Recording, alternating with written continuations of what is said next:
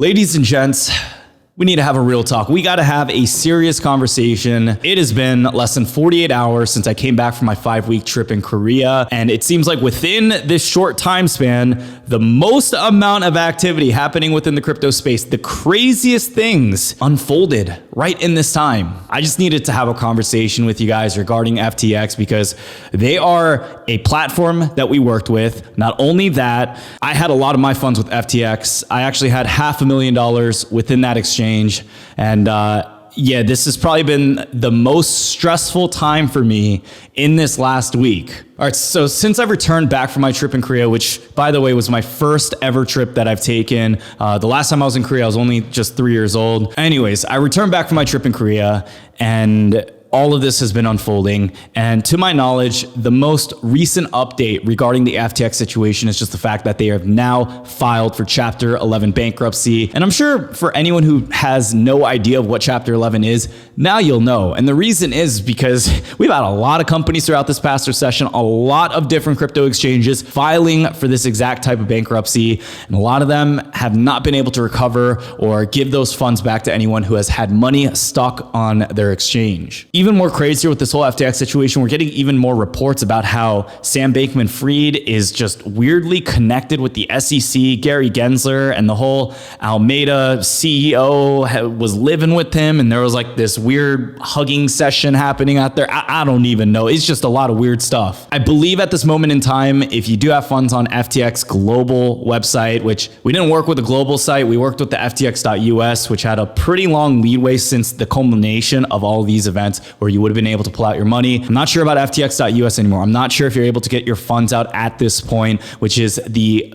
worst situation right now to unfold out of everything happening. Now, as a creator, I'm seeing a lot of different things here. You know, I'm seeing CoffeeZilla doing his thing, and I'm seeing a lot of the other personal finance creators who have continued to work with FTX getting a ton of backlash. And most importantly, I'm seeing the comments from you guys. I'm seeing the hurt from the people because a lot of people didn't have the flexibility of being able to lose these funds throughout what we're going through, probably one of the worst recessions up to date. To make matters worse, on top of inflation, on top of just the markets going down, some people cannot have access to their funds anymore because this company, this exchange has been outright lying to everyone within the space. It's to my knowledge that FTX is not going to get any better. I don't know if they're going to be able to raise the capital in order to get out of this situation. And I know Binance right now is working just fine, Binance.US. I heard Coinbase is still fine. Crypto.com CEO has been very vocal online in coming out with the assets that they own and the backing that they have. And even other platforms like Gemini, I know Webull sent out an email notification and they allow you to buy stocks in crypto too. So out of all the ones that I've worked with within the past 1 to 2 years, it looks like FTX is just one of the, I would say they are literally just the only ones that I've ever worked with that has now gone under. Luckily enough, and this didn't happen because I knew that they were going to shut down and they're this shady company. No, I really had no idea, but luckily enough, anyways, for our channel, we stopped working with them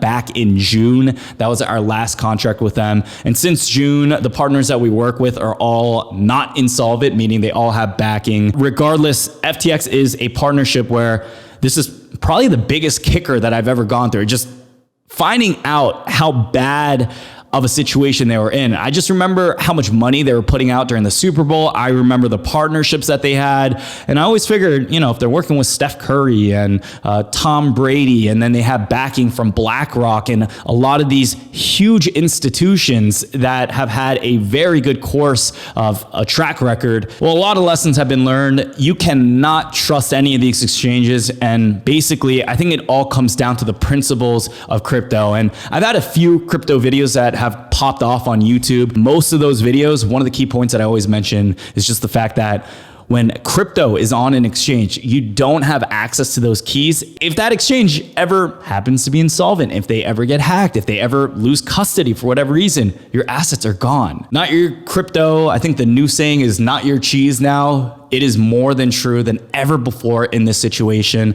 And even though there are many other exchanges right now that look like they are okay, I would always take the precautionary steps throughout these times to ensure that you move your assets over into your cold storage wallet. Now, I mentioned at the beginning of this video, I had $500,000 stored into FTX. Luckily enough, there was a feeling, I had no idea. I didn't even hear any word about this whole just shutdown happening until I was over there on Twitter, going through the feed. But back, I believe it was on the 5th, that is when I decided to withdraw some of my funds out of FTX. And this is because I have a lot of payments coming up. I have a house that I'm building that's underway. And as you guys know, tax season is quickly approaching too. And I realized that the pace that the market is currently headed at, and all the points that I've mentioned in our previous crypto update videos, that I'm spreading out a lot of my investments and I'm taking an alternative approach, especially with the current climate of the macroeconomic circumstances, rising interest rates, and the market's not looking any better. I withdrew my full amount, luckily, on the 5th with ACH deposit, which was limited at $50,000 for anyone who was KYC'd. But if you wanted to get your full amount, if you had 6 figures, 7 figures, 8 figures, in order to get that, you would have to wire it out. You would have no limit, but with ACH, you would have 50K. It would take about 2 to 3 business days.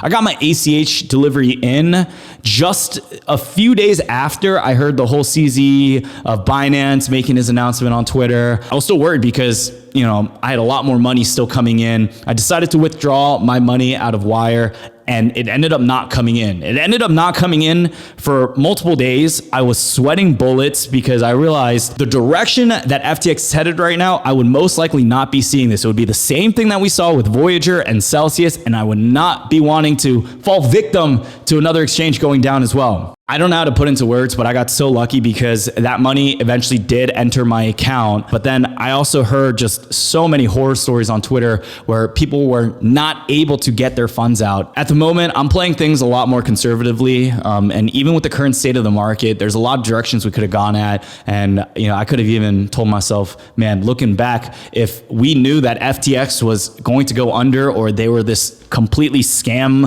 Ponzi scheme that with information is coming up now, there was no way I would have ever worked with them. I think at this point, even though all my money is still spread out amongst different exchanges, I am actively just moving them over onto my cold storage wallet. The company that I've been using for the past 4 years is Ledger. In the very beginning of this company, you're only able to move over like just Bitcoin, Ethereum, and maybe like USDC or USD Tether. Now you can actually download different apps on there so you can accept more cryptocurrency. As an example, I have an account with crypto.com, and in order for me to move my assets over, I can actually just download the Crow app token onto the Ledger device, so you can have all of your different cryptocurrencies. If you got any other meme coins or something that you may not have heard of, chances are it is available on the Ledger. All you do is you download it, then you get the wallet address, and then you just transfer it out of there. So the big lesson out of all this is something that we've mentioned countless times on this channel, and it's just the fact that you can't ever rely on one single exchange. Please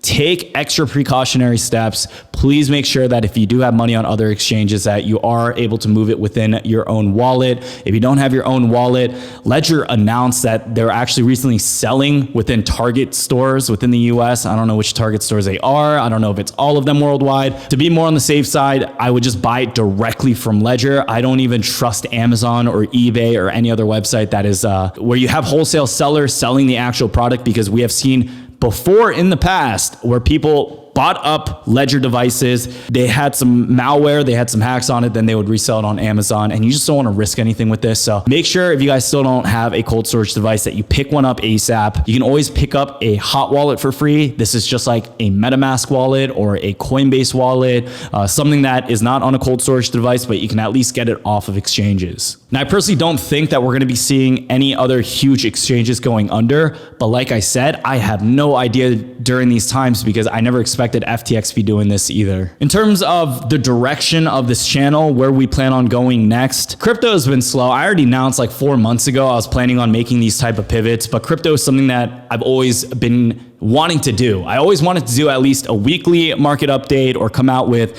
more educational crypto videos to at least make sure that people are still getting the information throughout these bear market times. So for me, even though it seems like right now crypto is in its worst state ever, I don't plan on ever putting a pause onto crypto entirely. I personally still believe in the future of crypto, and I'm seeing a lot of conspiracy theories right now too, that Sam Bankman-Fried, he was the second biggest donor for the Joe Biden administration. There's people saying that he was a paid actor. Like, his whole role within this space was for him to do this so that eventually the government can put even more regulation on just the crypto markets. Basically, I'm just going to save this whole information for a more put together video coming this week while we get more information. So much is happening. So much news is coming out that I feel like if I put out a new video last week on the whole FTX situation, it would have became irrelevant like immediately. I want to make so much content on what's going on, but at the same time, I want to be more patient too and trying to get all the facts and the information before presenting to you guys with anything. But at least with just this update video, y'all can hear from me on what's going on, the direction of this channel, how this all impacted me, what I suggest that you guys do. Anyways, if you guys have been affected by the FTX situation, or if it didn't affect you at all, like you were able to get your money out of there, you saw this coming, let me know down below in the comments. In the future, we're going to be doing a much better job on just trying to vet these companies. But even with FTX, it's just like, I don't know.